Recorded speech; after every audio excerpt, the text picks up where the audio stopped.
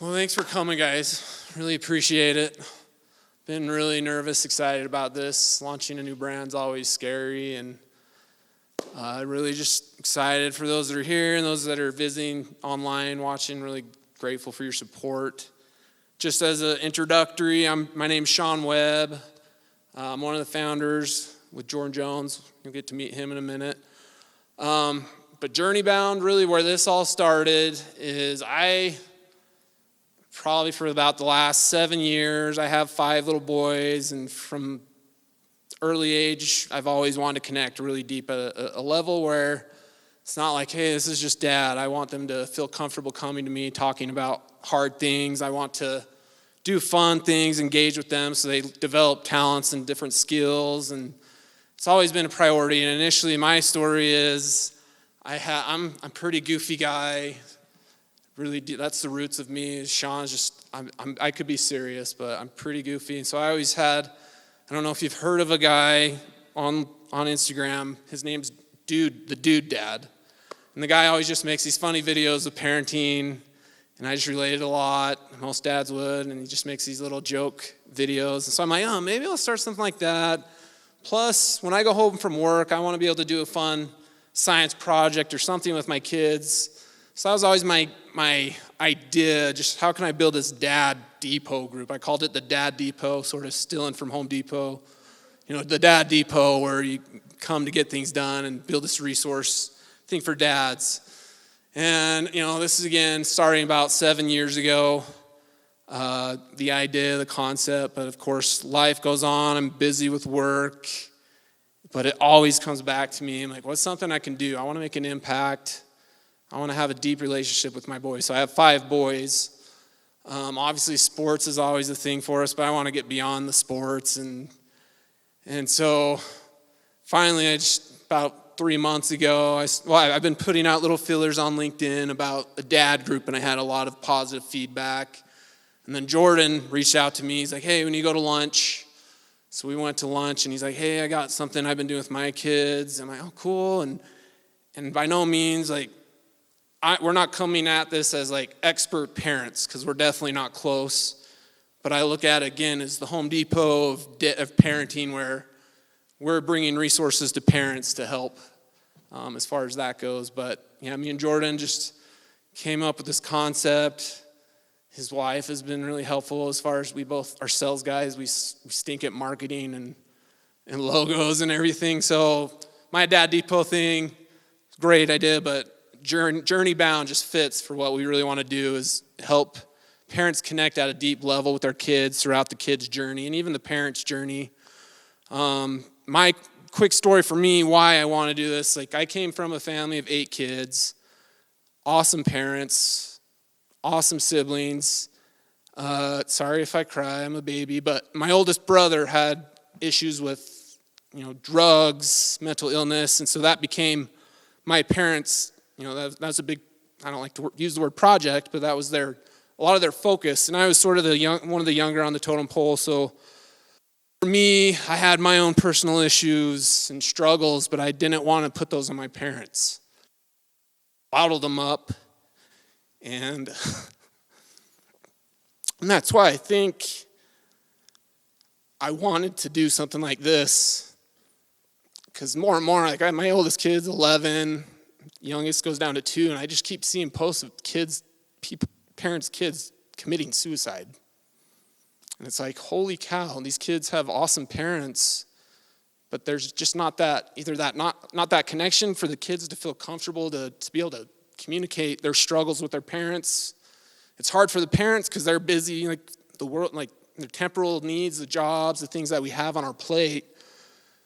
But for me, my priority, and where me and Jordan just connect so well, is like we want to make an impact to help parents have that deep connection so they can have those conversations with their kids, so their kids know that their parents are there for them. And for me, like all these years, going into really our topic of tonight, storytelling, it's a matter of the story I bottled up all my life that I told myself, I'm like, I'm a burden, I don't want to share this with anybody. And, it's been a challenge even today into adulthood. Like, I'm doing things, and I know I can do it, but it's like, man, I don't know if I'm good enough. I don't know if I should share these struggles with, my parents, my wife now. It's really hard for me to open up sometimes and really build strong relationships for that. And so for me as a parent, as a father, I don't want my kids to experience that. And a big part of my background, I was a fitness coach for 12 years. I really love helping people. That's the root of me, is I love to serve and help people with whatever they got going on in their lives. I'm in the Air Force. I've done a lot of hard things, but it still amazes me how that mind, it's easy to go back and tell that old story, that little Sean, I'm a burden. I don't want to talk to anybody about my struggles. And so really we just want to make an impact so people can have that close connection with their kids. They can train their kids to be resilient, to have that strong mindset through the good times and the bad times, to know that their parents are there for them. They don't have to bottle things up, and also to help parents have the resources and tools of how they can communicate with their kids. Plus, we're still going to do all the fun, goofy stuff. That's just a given. But I really appreciate you guys being here again in person and online. There is one quote. I've just been studying a lot in personal study, just thoughts, the process of how we take our thoughts and how that really, I can't remember who the quote's from, but it's like, show me your thoughts and I'll show you your future. And it's really, I think that story that we tell in ourselves really does create our future. It recreates our actions. Ending with a quote I read today actually in study from David O. McKay. He says, sow thoughts, reap actions. Sow actions, reap habits. Sow habits, reap character. Sow character, reap destiny. And so I really love that. It's just the power of our thoughts, our mind. I've overcome a lot of really hard things, and it still amazes me how I'll fall back and man, you can't do this. And then I go back and no, the proof's there, I can. And we just want to give our kids those resources and tools to help them know that they can do hard things, and that they can look at that story through the hard times and be nope, I can do hard things. I have support of my parents, I have other people that are helping me out, and really just rallying around our kids of today and all the challenges they have to deal with. I'm, again, just grateful, excited for this. Don't know where it's going to go.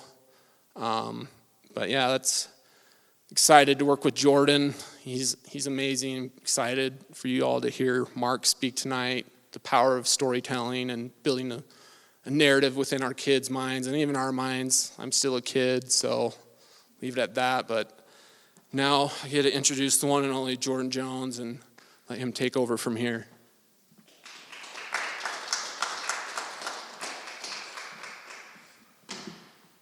Thank you all for joining us tonight. Just like Sean, I've been a little nervous for this as well. This is something new for me. This is out of my comfort zone. But it's been on my mind for quite some time, and Sean and I, we really wanted to get something going. And Sean and I, we also have another friend who's working with us on this project. His name's Sterling Ruth. He's actually helping out with some of the online content, and so we're lucky to have him. What's interesting is we all three have had some similar experiences that we wanted to really engage with our kids and connect with our kids, but also help others out there who have kids or want to have kids. And so that's really what we're trying to achieve here. Vincent van Gogh, he said that great things don't happen by impulse, but they're a series of small things that come together. And so as I think about JourneyBound was not an impulse. It wasn't something that we just wanted to do suddenly. Sean, Sterling, and I really wanted to make a difference with our kids, make a difference with other people. And the foundation of JourneyBound is to transform. It's to help parents, it's to help kids to transcend life's challenges, to become much better individuals, to really be able to see and visualize who they can become, and then help them become that individual. And so that is really the purpose of JourneyBound and what we're trying to do here. So just a little background on me. I've got 4 kids. I've got 3 boys, 12, 11, and 6, and then me and my wife had a baby girl who is almost 10 months. Just thinking about her. But in 2021, this is when it really started to come together for me. So I came across a quote. This quote means a lot to me because the first time I came across this quote was in 2017. And so Carl Jung, he was a Swiss psychologist. And the great thing about this individual is he put a lot of time, a lot of focus, and a lot of effort into helping people understand purpose and meaning. And so the first time I came across this quote, it really caused me to reflect on myself and what I wanted to achieve. The second time, I immediately thought of my sons. It kind of hit me differently. So Carl Jung, just a little bit about him. He has this deep understanding, and this deep understanding when it comes to us, when it comes to people. And this deep understanding is that we all naturally want to seek purpose and meaning in life. And he said that if we continue to seek purpose and meaning in life, then we can actually become whole and complete as a person.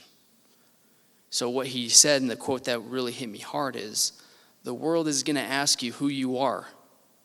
And if you don't know, the world is going to tell you who you are. Now, I look at the world, I don't know about you, I do not want the world telling my kids who they are. I don't want them telling them who they are not. I want to be, me and my wife, we want to be the ones in their lives that help structure a foundation where they can realize who they are and they can become that person. See, I've been a father for a while now, and I've been engaged in various sports, been coaching in various sports.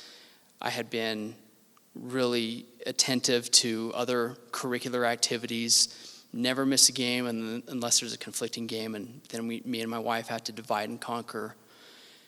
Took them to jazz games, RSL soccer games, and we never miss a Denver Broncos game. We always watch a Denver Broncos game together. And the Broncos are a miserable team. They've been a miserable team for a long time. And so probably because it was a miserable game, this thought came to me again. And I thought, man, do my sons know who they are? Do they know what they're capable of? Do they have a sense of purpose in this life? And it scared me. It scared me because I couldn't fully answer those questions. And then I jokingly thought, I wonder if the world asks them who they are they going to say, I'm a Denver Broncos fan? I sure hope not, because at the time, miserable. So it's caused a lot of deep reflection. A lot of deep reflection on what I can do as a father. And for a moment, I was a little discouraged because I wanted to have a different connection, a deeper connection with them. And I thought maybe I was failing them. But again, Carl Jung taught me, if you know who you are, you don't need to worry. I know who I am. Now it's time to help them know who they are and help them become better. And so my beautiful wife thought, I need to share some of this with her. She's very good at listening, very good at understanding. She's always got great ideas.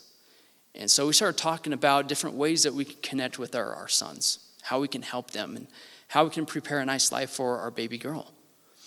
And, it kind of came down to something very simple. Let's start reading thought-provoking books to our sons. Let's sit down and read books that will take them on a journey, books that will help them, educate them, motivate them. And it was a journey that we wanted to be part of. It's not difficult to be part of a journey with your kids if you're engaged and connected with them. And the first book we chose was The Alchemist. The Alchemist is a great book, and it exposed them to a young shepherd boy who had these dreams of going to Egypt and finding treasure. And along the way, he had some mishaps, met different people, learned different things. But besides that treasure that he was seeking, what he realized is who he was.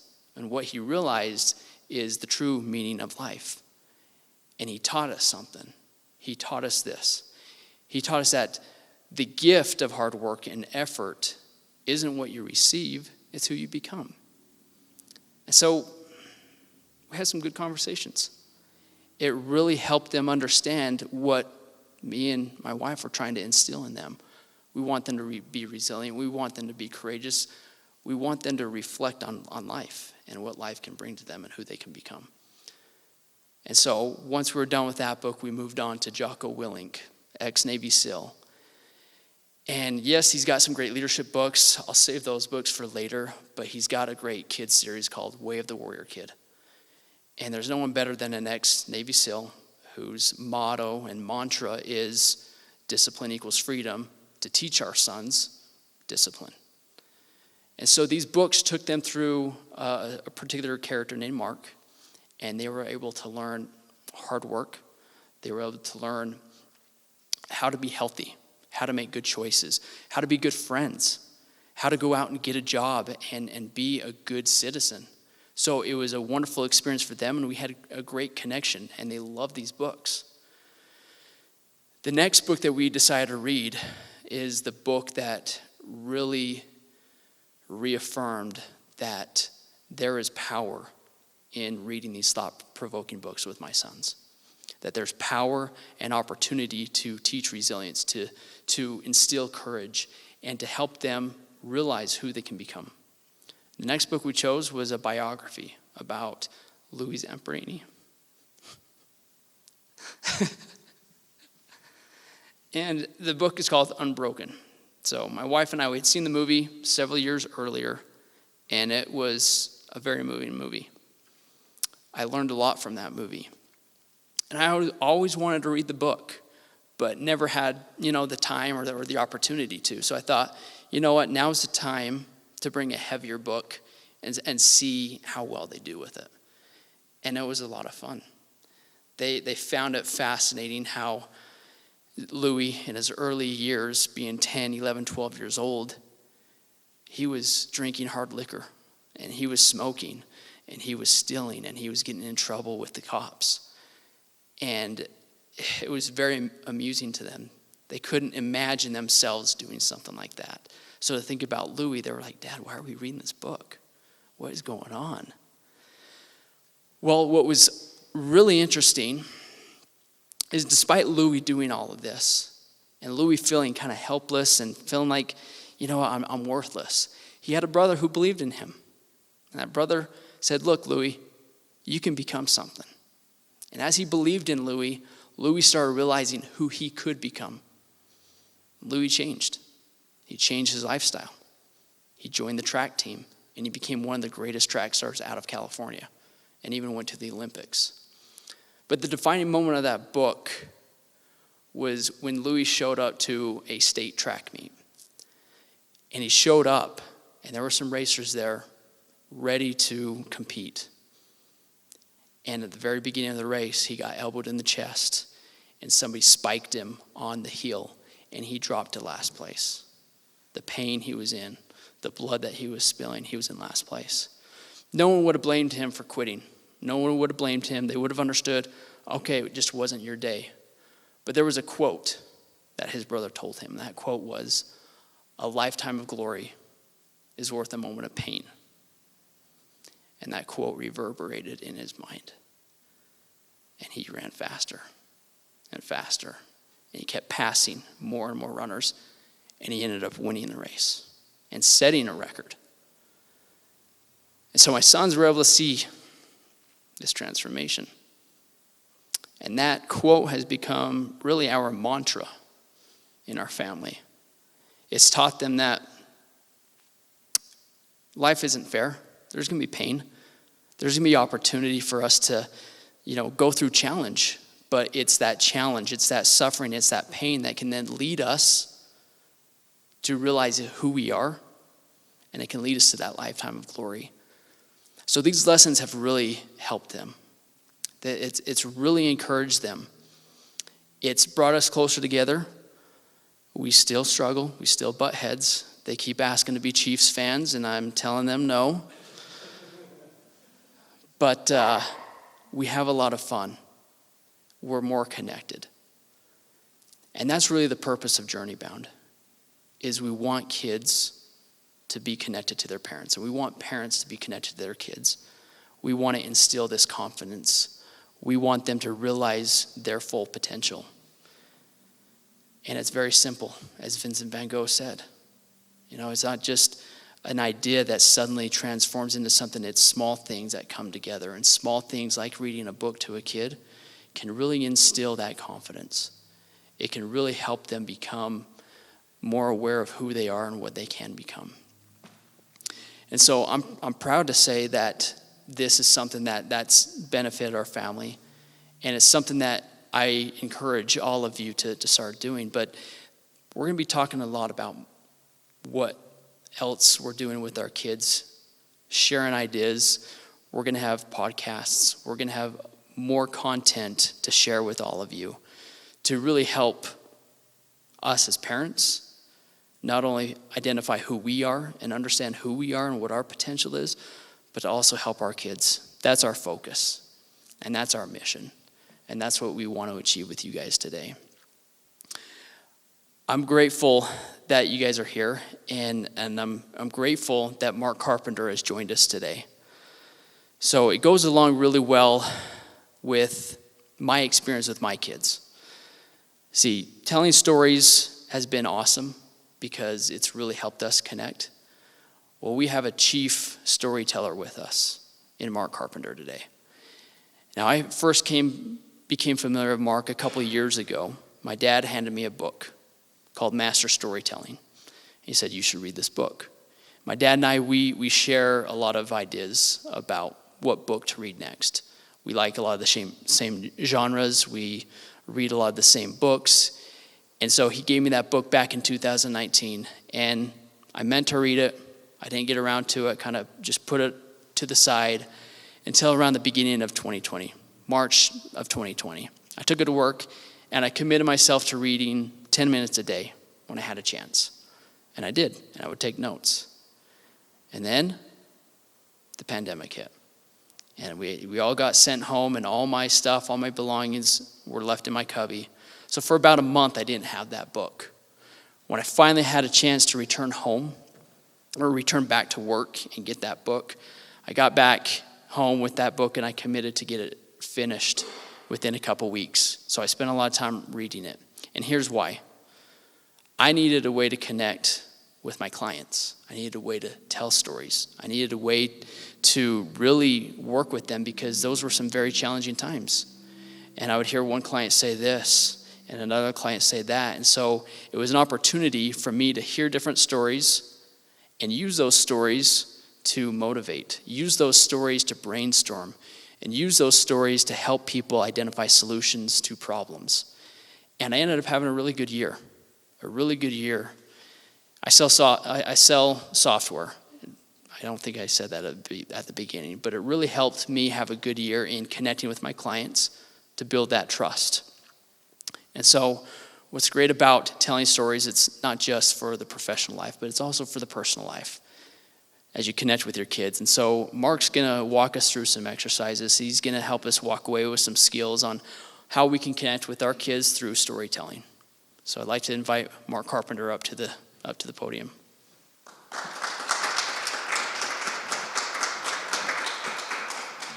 Thanks so much, Jordan, and thanks, Sean. I brought my water up here with me because I'm at the tail end of a cold, and so I'm sorry you're going to have me clear my throat here a couple times. And I know you're not supposed to apologize; you just start a speech, but it's just I had to kind of lay the foundation there. It's really interesting as I listen to Sean and I listen to Jordan, and their comments, because they don't know exactly what I'm going to say, and I didn't know what they were going to say. But they dovetail really nicely. So I'm going to be calling back some of the things that they talked about. In my presentations, we talk about storytelling, about using story to connect you with your children, your family. Children and grandchildren. I'm in a different stage of life. In fact, tomorrow is my wife's and my 36th wedding anniversary. And this is where people turn to me and say, congratulations, and turn to her and say, condolences, that you've had to put up with him for that length of time. And so my wife and I have been kind of full circle on our lives. So I can get the slides going up here at this time. I want to see where you connect in these different phases of life that we've been through. When we started out 36 years ago, we were that poor couple that had no money in our wallets, so we couldn't buy nice things. Anybody in that situation right now? Oh, no, you're on the other side of this. You were. Is anybody in that situation right now? Those of you that are watching on the live stream, you can raise your hands too. And then we had a couple of children come along. Okay, and so we still didn't have a whole lot of money, but we had a little bit more, but we couldn't get nice things because when you have small children and you have nice things, bad things happen to those nice things. And I'm not getting, there we go. I had to get to the advance to show the bad things that happen. Anybody in that situation right now where you've got those little psychopaths running around your house? And I say psychopaths in the most loving way. It's just that they only have their self-interest in mind. That's the way little children think. Well, the years passed, and of course that took our little children into teenage years. Well, when you have teenagers, you don't have any money because all your money goes to the teenagers. Plus, the teenagers are going to do rowdy things in the house like this. I remember the time that my son Brian had two of his friends downstairs in our basement, and I wasn't home, but my wife was upstairs, and she hears this big thump in the basement. And then shortly after that, she hears this bump, bump, bump, bump, bump, bump, bump, bump, as my son Brian starts coming up the stairs. And he says, Mom, we kind of put a little hole in the wall. And so she went downstairs to see what a little hole consisted of. It consisted of a hole in the drywall exactly the size of one of his friend's rear ends. Because they'd been roughhousing, and he pushed him, and he fell backwards into the wall. So we had kind of a butt print in our drywall, and that's what he defined as a little hole. This is why you can't have nice things when you have teenagers, okay? Anybody in that teenage situation yet that sits in the room, or some of you online may be there? Okay, yeah, so you're on the edge of the teenagers, right? You're getting there with those 12-year-olds. Well, then we got to this magical time where they all grew up, and they left home, and they got off the payroll. They got their own jobs. They got their own houses. And then we were in a situation where we could buy nice things. We could have a nice house. Okay, this isn't our house, but it's representative of, that we had nice things. Are some of you there? You're in a position where you can get some nice things now. Although we've come full circle, because now we're at the point in our existence where we want to invite these little psychopaths over. These are 9 of my grandchildren, 9 of our 11 and 12's on the way. And we want to invite them over. And guess what happens? They break nice things. And so now we're back to, we have to put all the nice things away when they come over. Now, whether you know it or not, you just joined me on a journey of a story. I just told you the story of my family. Part of the reason that I had you raise your hands was so that you knew where you were fitting in to this story as I took you along this little story path. And it's amazing what happens when we hear those stories. I'm going to talk in a little bit about what happens within you as you hear people tell your stories, and what happens with your children as they hear you tell your stories. There's some magic that comes in the stories that we tell. And I wish that I'd known this when my kids were younger. I wish I'd known the magic that was there. I've always been a storyteller. That's just kind of who I am through my life. But I wasn't as intentional about it as I am now. And I wish I was more intentional about it when my kids were younger. So I'd like you to take a little journey with me. And I want you to just do some reflection. Like these little girls here are reflecting. And I want you to reflect on what are some stories that you heard from your family. So when you were younger, or maybe there are even stories that those of us who have adult children now, that your children told you or that you experienced with your children that maybe you've passed along. But what are some experiences that had an impact on you? Not just, oh, that was a funny story, but something that really taught you a lesson, that really helped you remember something and had an impact on you. And while you're thinking about that, I'll share with you an example. Knowing that I was going to do this, I went to a couple of my children, 2 of my 3 children. I didn't get a chance to talk to the third one. And I asked them, what are some of those stories? And my daughter shared with me an experience. She said, I always remember, maybe she remembered this because it was shortly after Christmas that I had this conversation with her. She said, I always remember a Christmas when I was like 6 or 7 years old. And she's 29 now. As we sat down in front of the tree with our presents under the tree before we opened the presents. And you told us a story about a family that was just a single mom and her little boy, and how they struggled to make ends meet to the point that they had a tree, but they didn't have any decorations on the tree. And when Christmas morning came, the only present under the tree was a pair of socks for this little boy, because that's all the mom could afford. And I remember that you wanted us to be grateful for the gifts that we had. She said, every Christmas, I think of that story. Now, here's the remarkable thing. She shared that with me. I don't remember ever telling that story. I have zero recollection of that story. But she had such a specific memory about it that her older brother, who would have been 11, 12 at that time, made a comment, well, were they nice socks? Were they Nikes? You know, and so I had to have told that story, or she wouldn't remember that detail from it. But it's interesting that it had that kind of lasting impact on her. So have you got a story in mind? Have you got an experience in mind that you can think of a time where it had a powerful impact on you? Now, I was going to do little breakout groups and have you discuss this with other people, but I really just realized it's going to leave the people that are online kind of out of it at this point. So instead of doing that, I just want you to hold that in your mind. So those that are in the room, do you have a story in mind, just by show of hands? I'm not going to call on you. I'm not going to make you come up here. But if you got an example in your minds, because I want you to hold on to that.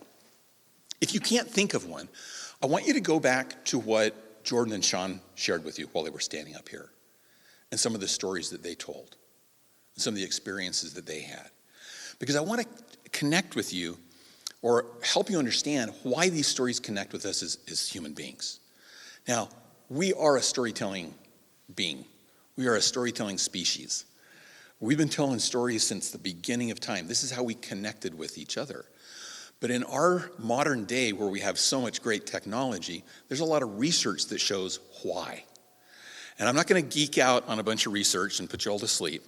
I am going to share with you just a couple of things from a gentleman by the name of Dr. Paul Zak. He's done a lot of research around what happens inside your brains when you're hearing a well-told story. And this explains largely why we connect with stories. Now think about the impact that stories can have on your children because of these types of reactions. Now, I will also give the caveat that he was doing all these tests with adults, not really small children. I think the impact's there with teenagers. I'm not sure how young it really starts kicking in. But he identified 3 chemical reactions that happen within our brains when we hear a well-told story. The first one is that we get an increase in oxytocin. Oxytocin you may have heard of or may be familiar with. It's known as the trust hormone. So when you introduce a story that has characters you can relate to, as you listen to Sean talk about his experience as a young person and struggling with his own feelings, I think a lot of us have been there. We've felt that too. And so we can relate. As you listen to Jordan talk about being a fan of the Denver Broncos, I'm so sorry. Okay. But we've all had a team that we loved that we just wasn't that good. We've experienced those times. And so all of a sudden we can relate to that, and it increases our level of trust to the person we're hearing the story from. Now, when your story includes some kind of conflict, some kind of risk, that there's a good, worthy goal that's put at risk, that increases the cortisol in the brains of the listener. And this is actually going to heighten their attention. It's going to make people listen. It's going to make them pay attention to what's going on. Jordan, in the examples that you gave of the books that you're sharing with your kids, you see this all the time in those, the little plot twists in there that happen. And that they heighten the attention because people want to know what's going to happen next. Where is this going from here? The final one that Dr. Zach identified is dopamine. And dopamine is not a chemical, it's a neurotransmitter. I know that gets into geeky phrases of what's going on in our brains. But this is that kind of feeling that you get. You get an increase of dopamine when you put a check mark next to that to-do list item. You get a bit of dopamine when you level up on a video game. It's that resolution feeling. And this comes when there's some kind of satisfactory ending or a change that we can see in a character. As you were talking about the story of the young man, I can't ever remember his name. Say it again for me. Yeah, Louis Zambrino. About how he changed from this kid who was smoking and drinking to this world-class athlete. And he overcame a lot of problems to do that. There is a sense of dopamine as we hear that, as we can relate to that, as we can connect to that. And so think about your story, the example that you heard from a family member or about a family member that was a story that really resonated with you. Can you see where these things kick in? Can you see where this will connect to those stories within your family? The cool thing is we can bring in fictional stories. We can bring in Harry Potter, right? We can bring in all these great fictional stories out there that teach great lessons. But we also have them embedded into our daily lives. We love stories because we live stories.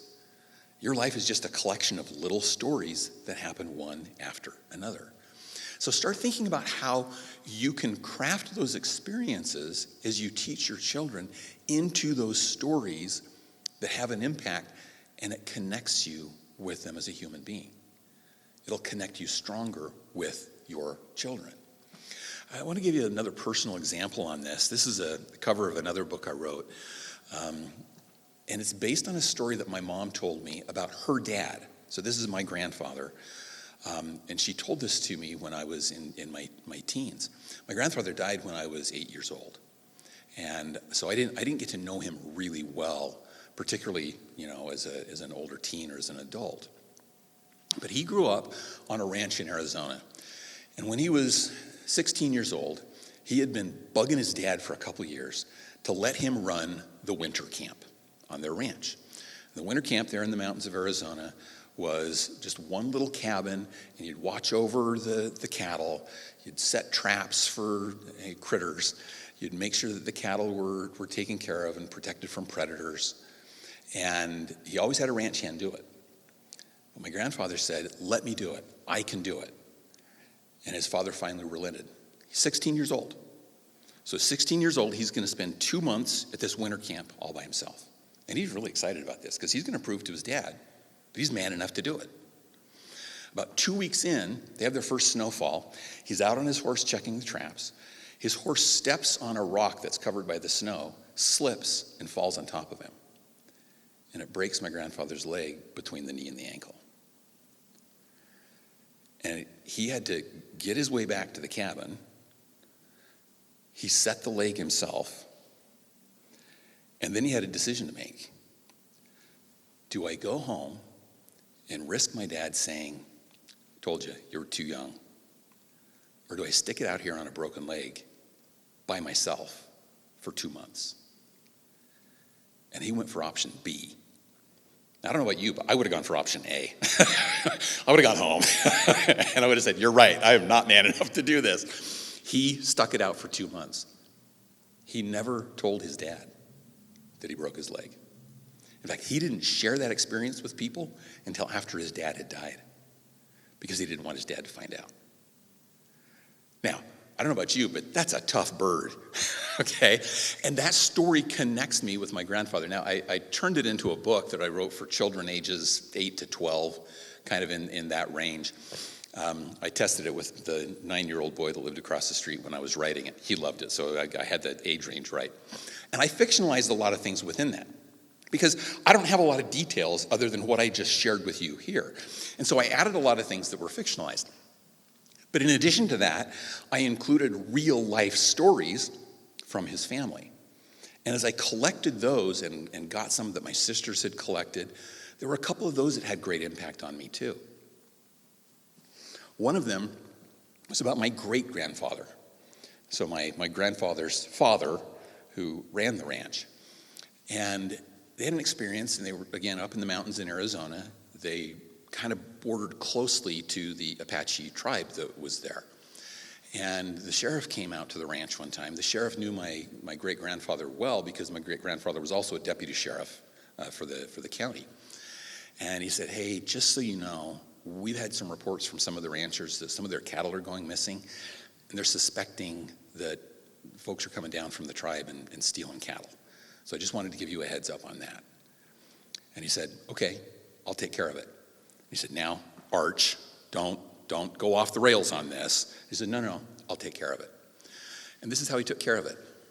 The next day, he took 2 of his ranch hands and 1 of his cows. And he went to the Apache reservation. And he asked for an audience with the chief. When the chief came out with his people kind of surrounding him because they weren't sure exactly what was going to happen, my great-grandfather said, I know it's been a tough year. I know the winter was hard.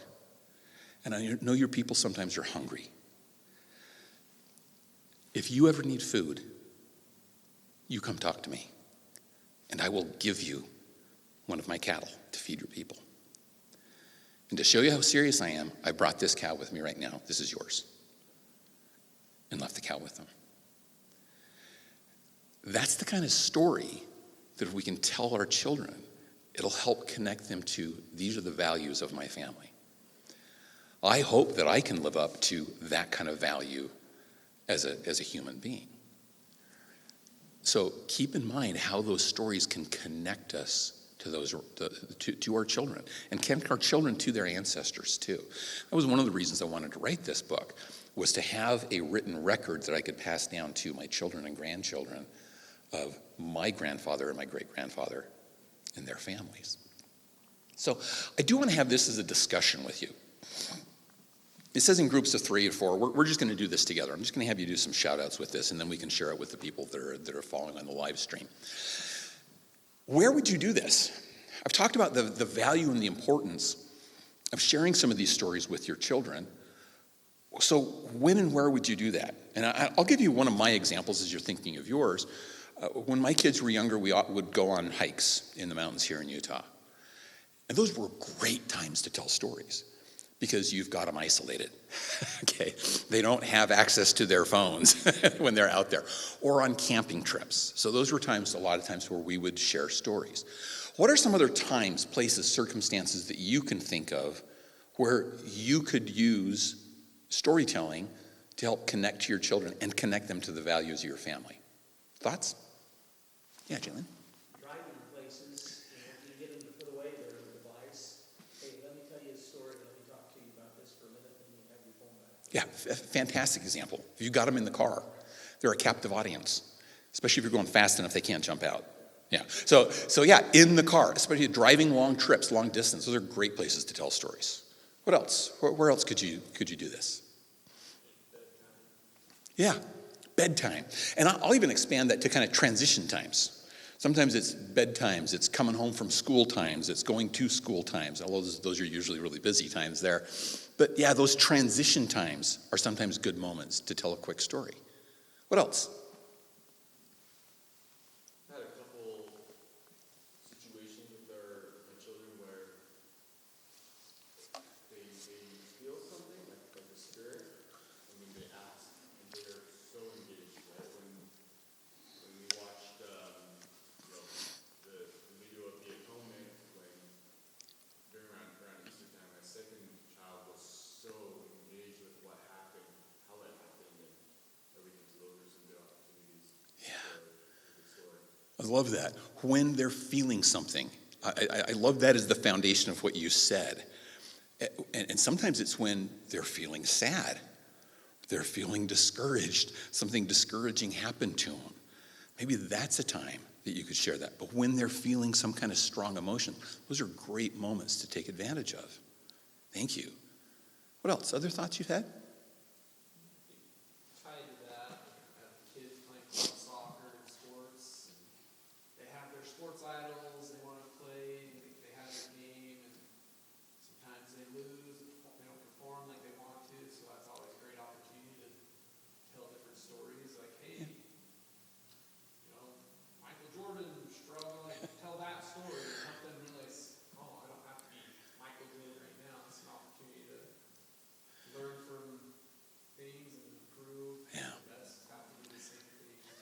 And I like how you said that, because it's not just the moments when they struggle. Sometimes it's the moments when they succeed that we need to help them remember the good lesson that's there too. You know, that there's good winners as well as good losers. And that's an important lesson. That's an important value to pass along to our children. Great. Other thoughts? Yes, please. I heard something from a mentor of mine where he said, because I only have a 7-month-old, so he doesn't talk back to me. But what he was telling me is, he's like, well, what I have to do with my kids is I have to be with them long enough to get past the small talk phase, Yeah. to then get to the deeper, where they've just been with you long enough in conversation, where then they start actually bringing out their real feelings. And that was insightful to me.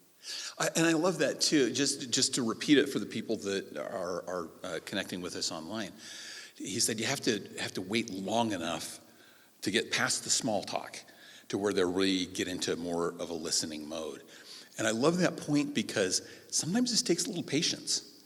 You can't just jump in and say, okay, I am telling you a story now. This is an important lesson for you to learn. That's hard to do without them tuning you out.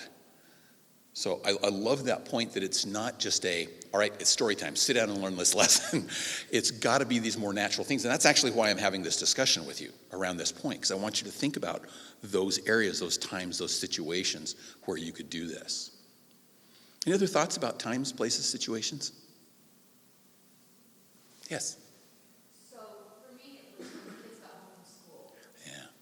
and there was a window, and we had 3 kids, and each one of them was different when they came home from school. I had one that came home and he wanted to spill the whole day the second he walked in the door. I had one who needed some downtime, and he needed to be away from everybody, and about an hour later, then he would be ready to talk. And then I had one that was kind of in between. And so it was a lot of trial and error over what would work for them, but I had to learn what each one needed and what worked best for them. Because all of your kids aren't going to learn the same, they're not going to respond the same to every story either. Yeah, and that's such a great point, that it's not just these times and places and circumstances. It may be a little different for each of the children. And so kind of understanding where they are. Now that was, for those of you that are online, that was my wife. And so I know what she's talking about, and I know the one that she's talking about that was, sometimes it was one thing and sometimes another. And it was like you wanted to have a thermometer on her, say, okay, let me take your temperature on where you are today and your willingness to talk. Because it was hard to judge sometimes. But you have to be aware of those moments.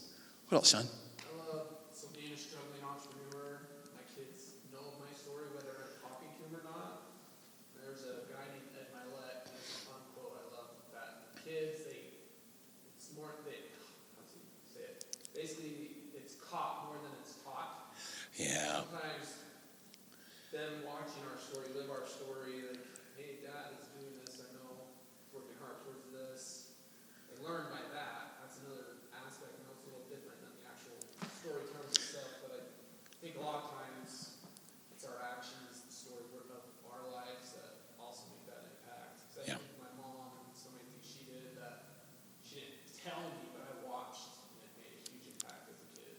Yeah, I've had a couple of those moments, and I love that. It's to be caught instead of taught. Have them catch you doing the things that actually live the values you're teaching. And I think that's super, super important. I've had a couple of those with my kids as adults who say, I remember a time when I saw you do this. And I was like, ooh, didn't know you were watching. And so you do have to be kind of careful of those moments. So thank you for sharing that, because this is going to tie into a little assignment that I'm going to give you here at the end. I want to just finish up with just a couple of things. This is one of those moments as I put this together, I was like, okay, where am I going to go at the end of this? And I have like 5 different options of different directions I was going to go. But I want to just share with you maybe a couple of stories. I'm going to bypass that one. I'm going to go to this one instead, because it ties to some of the things that we were talking about. When I was a youth, I played the violin. I still play, but I played like a lot during that time. That was kind of what I was known for. When I was 14 years old, I had the opportunity to play a solo with the Nebo District Orchestra. I grew up in Springville, just down the road here a little bit from where we are. And there were 3 youth soloists that night, but I was the youngest one. I was the only one that was not in high school. And I think it was partially because the director of the orchestra was also my violin instructor, and so he kind of, got me in there. And I remember going into that not feeling nervous about it, because I had played this piece a lot. We'd practiced it a lot. I had it down. We got about halfway through the piece. There was a small rest section where the orchestra played some in the background, and I picked up my violin to come in again, and my brain went like a completely blank recording. I could not hear in my head what this song sounded like from that point. I had no idea where I was. There was nothing there. I remember looking out of the corner of my eye at the orchestra director, and he's looking at me like trying to bring me in, and I'm going, I got nothing. I got nothing there. And he motioned me over, took his baton, and pointed at my line on his score. And if you've ever seen a director's score, it has like 12 lines of music on it. And he just kind of pointed to where we were, and I played along for about 8-10 measures until I got it back into my head. And I was so embarrassed. I was so embarrassed by that. I just wanted to get back to my place in the orchestra and just hide. I didn't want to talk to anybody afterwards. It was just so embarrassing. A number of years later, I was talking to a really good friend of mine who I know was in that orchestra. And I was telling him about that, and I said, man, that has just stuck with me for so long. And he goes, that's funny, I remembered you played the solo. I don't remember you messing up. I said, what are you talking about? How can you possibly not remember? I mean, I had to look over the director's shoulder to read the score to keep going. How can you? He says, no, I don't remember that at all. I don't have any recollection of that. And I remember telling my kids this story. They go, when you mess up, it's a bigger deal to you than it is to anybody else in the room. And so when you have those failure moments, those are the kind of stories that we can bring out, that we can share with people. And so I want you to think of, what are some of those experiences and stories that you could tell from your life or from the lives of other family members? And then connect it to those times that we talked about. And be intentional about using those to teach, lead, and inspire your children. I'm going to end with one final assignment and then one final story to wrap this up. This is your assignment. Identify those stories that you can tell. Look for those opportunities to tell them. Now, if you want to really geek out on this, get into the book and read exactly how you format that to tell an effective story, to tap into that brain chemistry. But I would say any efforts that you make will make a positive difference as a way to connect to your children. We are storytelling creatures. We love stories. We live stories. This is part of who we are. And don't worry about it being, well, I don't have any spectacular things that happened in my life, or I don't want to share these failure moments that I had. Some of those are the best stories for your kids to hear, that you're human, that you make these mistakes. And so share those. Have those vulnerable moments with your kids, and it'll make a positive impact. So the last story I'm going to share with you is one that my daughter shared with me just a little while ago. These are two of my wonderful little grandchildren. This is Elsie there on the left. She's 3 years old. And her little brother Ephraim, who turns 2 in a couple of months. And their mother, my daughter, had shared with them some Bible stories one night. And the next day she was just kind of warmed her heart to hear little 3-year-old Elsie telling Bible stories in her own 3-year-old way to her little brother. And she was like, oh good, she was listening enough that she's kind of at least got the basis of that story going on. And as she was listening, all of a sudden she started hearing pages turn. And she's like, okay, what book has she got down there that she's using to tell these Bible stories out of? And she went down and she told me this story and sent me this picture. And I thought it was just hilarious. The little Elsie's got my book, and she's telling Bible stories. And I share that with you mostly for fun, but also to say, don't miss those moments. And they can start really, really young. You talked about only having a 7-month-old. Start telling them stories already, because they will get used to the fact that stories is how we learn. Stories is how we connect. And that's what we want to do, is to be able to connect with those most important human beings that we know, the members of our family. So I wish you the best in this. I'd love to connect with any of you. You can find me on LinkedIn. I'd love to just stay connected and support the great work that Sean and Jordan are doing here with JourneyBound. Thank you for your time this evening. And I don't know, do we have time for questions? Okay, so if we have some time, if we want to open it up, if you have any questions, I know I didn't even prepare you for that, but if you have anything that's popped into your head that you'd like to ask me, I'm happy to take those questions. Or as politicians usually say, if you have any questions that match my answers, I'll take them now.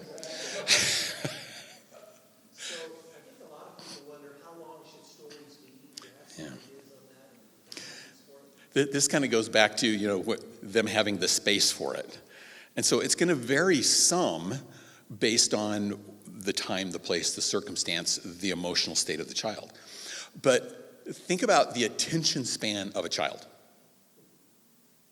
Okay? It's going to be a pretty short story. So that's part of crafting these stories, these experiences intentionally. We tend to want to tell every detail that happened because we lived every detail that happened. But think about what's your intent in telling the story and edit yourself appropriately. So my daughter, I wasn't going to share this story, but it just fits in with the question that you asked, so I'm going to bring it out.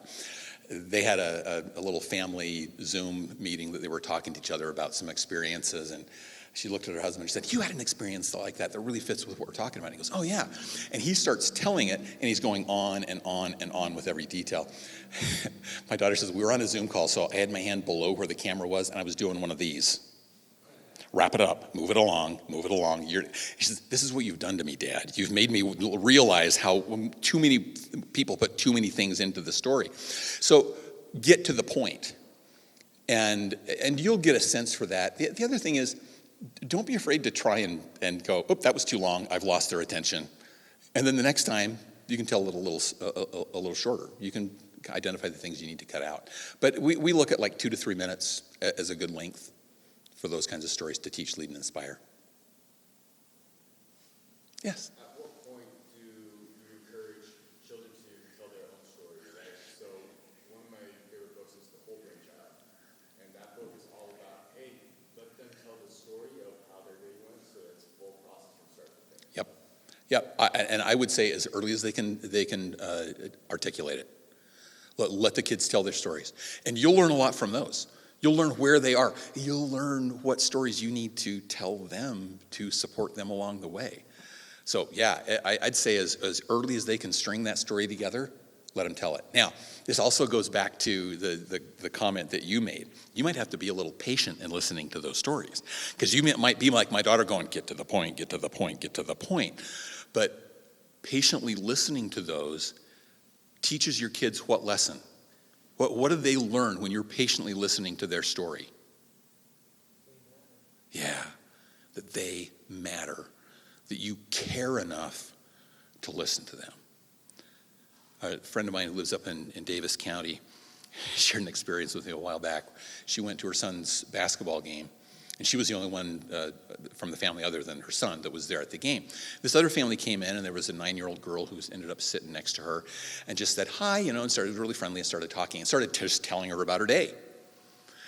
And the 9-year-old's mom was like, "Don't bother the nice lady, please." And my friend said, "No, it's okay. It's fine." And she just listened to her tell her story and just, prompted her a little bit more. As the game went on, she kind of ran out of steam. And then just out of the blue, she taps my friend on the arm and says, "You know what? I just love everything about you." She didn't even know her. But what did she know? This is a person who will listen to me.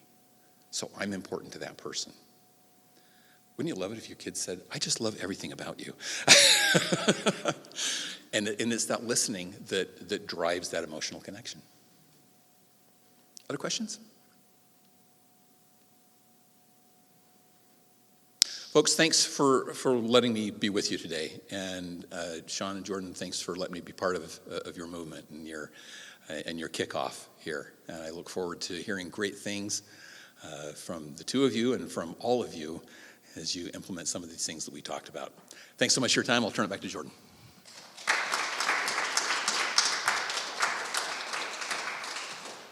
All right. right, everybody, really appreciate it. Mark, thank you.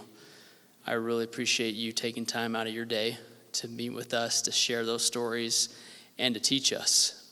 Even though I've read the book, it's always great to continue to learn and be reminded of different things that I can do to apply specifically in my personal life with my kids. And I love that you wrote that book about your grandfather. I think that is phenomenal, and it's another book that I'll be reading to my kids, definitely. And what I like about that is it goes along with one of the announcements that Sean and I wanted to make. So one of the things I did after we read Unbroken is I was like, you know what, I want to see what they learned from this book.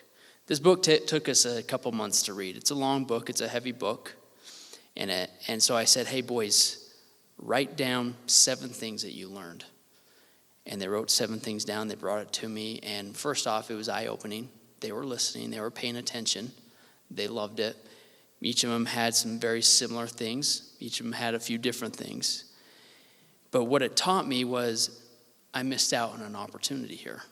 I missed out on an opportunity to help them document their journey. So one of the things that Sean and I and Sterling are putting together is the Journey Journal. Now, if it wasn't for all the supply chain and logistic issues, we would have had some of those by now. So we're still working with some suppliers, but we've got it. We're just working on getting it printed and getting it out. So when those are available, we want to announce it to you guys. And for your support, we are going to provide you with a free copy. So you're going to see some emails from us. You're going to be part of our newsletter. We want you to be part of that journey with us. And so that's one of the things that we do want to provide to you. So first off, thank you for being here. Thank you for joining us on the live stream. And thank you for being part of this movement. We're really excited and hope to keep you guys involved as we continue to provide more podcasts, more events, and additional content that's going to be coming out.